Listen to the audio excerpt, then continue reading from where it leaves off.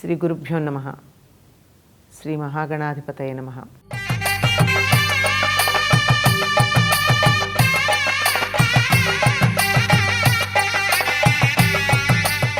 దీపావళి అనగానే పగలంతా మామూలుగా చేసుకునేటటువంటి పూజ మొదలైనవి కాక సాయంత్రం ప్రత్యేకంగా పూజ చేయడం, దీపాలు పెట్టడం ఇవన్నీ మనకి అనూచానంగా సంప్రదాయంగా వస్తూ ఉన్నటువంటి విషయం. చాలామందికి సాయంకాలం పూజ ఎట్లా చేయాలి అనే సందేహం వస్తుంది. ఎక్కువ మంది ఇంతకు ముందు కాలంలో ఉదయం పూజ చేసినట్టే సాయంత్రం కూడా క్లుప్తంగా పూజ చేసేవారు. ఇప్పుడు ఉదయం పూజ చేయడమే అపురూపమైపోయింది. సాయంకాలం దీపం పెట్టుకుని దండం పెట్టుకోవడమే గొప్ప కార్యంగా పరిగణించబడుతోంది కనుక దీని గురించి మనం ప్రత్యేకంగా చెప్పుకోవాల్సినటువంటి అవసరం వచ్చింది. దీపావళి నాడు దీపాలు సిద్ధంగా పెట్టుకుని, అంటే అనేకమైనటువంటి మన ఇష్టాన్ని అనుసరించి మనకి ఎంత పెరడు ఉందో, ఎంత ఆవరణ ఉందో, ఎన్ని దీపాలు పెట్టుకోవాలో అన్ని దీపాలని సిద్ధం చేసుకుంటాం. ఎలా చేసుకుంటామంటే 2 ప్రమిదలు ఉంటాయి. ఒక ప్రమిదలో మరొక ప్రమిదని పెట్టి దానిలో ఒత్తులేస్తారు. ఎప్పుడూ కూడా ఒక్కటిగా వేయడం అన్నది పద్ధతి కాదు. తప్పనిసరిగా ప్రమిద కింద మరొకటి ఉండాలి. వీలు కాని సందర్భంలో ఆకన్నా వేస్తారు. అంటే నేరుగా ఒక్క పాత్రలో వేయకూడదనమాట. అలా పెట్టుకుని 2 ఒత్తులు ప్రతిదానిలోనూ పెట్టుకుని పొద్దున్నుంచి ఒత్తుల్ని నానవేస్తారు. ఎందుకంటే ఎక్కువసేపు నిలిచి కాలాలి అనేటటువంటి ఉద్దేశంతో సిద్ధంగా చేసుకున్నాక వీటిని 1, 2 దేవుడి దగ్గర పెట్టి మిగిలినవన్నీ తులసి దగ్గర పెడతారు.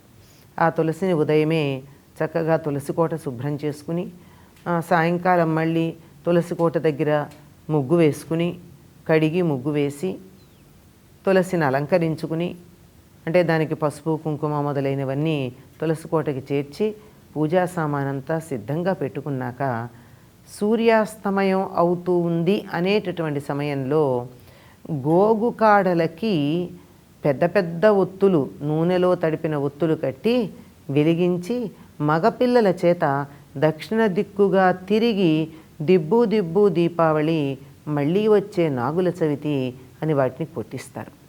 కొట్టించాక వాళ్ళని లోపలికి తీసుకొచ్చి కాళ్ళు చేతులు కడుక్కున్నాక అప్పుడు పూర్వకాలం అయితే ఇళ్లల్లో బొగ్గులు కచ్చికలు ఉండేవి, పిడకలు కాల్చినవి.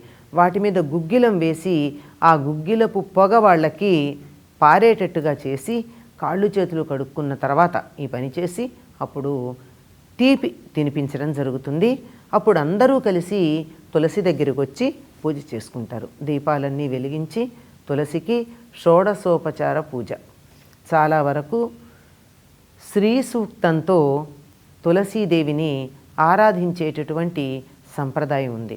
ఆ విధంగా తులసికి పూజ చేసి తులసి దగ్గర దీపాలన్నీ చక్కగా అలంకరించి దీపాలన్నీ వెలిగించి ఆ వెలిగించిన తర్వాత మరి ఎలా చేస్తారు? దీప ఆరాధన అంటాం. అంటే దీపం వెలిగించడం కాదు మనం చేసేది, దీపాన్నే ఆరాధన చేస్తూ ఉన్నాం కనుక వీటన్నిటిని వెలిగించి ఆరాధన చేసి తులసికి పూజ చేసి దానితో పాటుగా ఈ ప్రమిదలన్నింటికీ కూడా పూజ చేసి వెలిగించిన తరువాత మళ్ళీ ప్రతి ప్రమిదలోనూ నూనె వేస్తారు. మనకు ఒక పద్ధతి ఏమిటంటే కొంచెం నూనె వేసి దీపం వెలిగిస్తాం, అయిన తర్వాత మళ్ళీ వెలిగించిన తర్వాత నూనె వేసేటటువంటి పద్ధతి ఉంది. అలా వెలిగించిన తర్వాత వీటన్నిటిని తులసికి దీపాలకి కలిపి నివేదన పెట్టి, అంటే ఎవరి శక్తి అనుసారం వాళ్ళు కొబ్బరికాయో అరటిపండో జామపండో, కానీ ప్రధానంగా ఉండాల్సింది ఏమిటంటే వడపప్పు పానకం చలిమిడి ప్రధానంగా దేవతల్ని ఎప్పుడు ఆరాధించినా మనం నివేదనగా పెట్టేవి. ఇవన్నీ నివేదన చేసిన తర్వాత అప్పుడు ఈ తులసి దగ్గర వెలిగించిన దీపాలున్నాయే వీటన్నింటినీ ఇంటి చుట్టూతా పెట్టుకుని వస్తారు. ప్రధానంగా తులసి కోట దగ్గర 2, ప్రతి గుమ్మం దగ్గర, ముఖ్యంగా సింహద్వారం దగ్గర 2, పెరటి ద్వారం దగ్గర 2, ఇంకా ఎన్నెన్ని ఉన్నాయో అన్ని చోట్ల కూడా 2 అంటే గుమ్మానికి అటు ఇటు పెట్టడం జరుగుతుంది.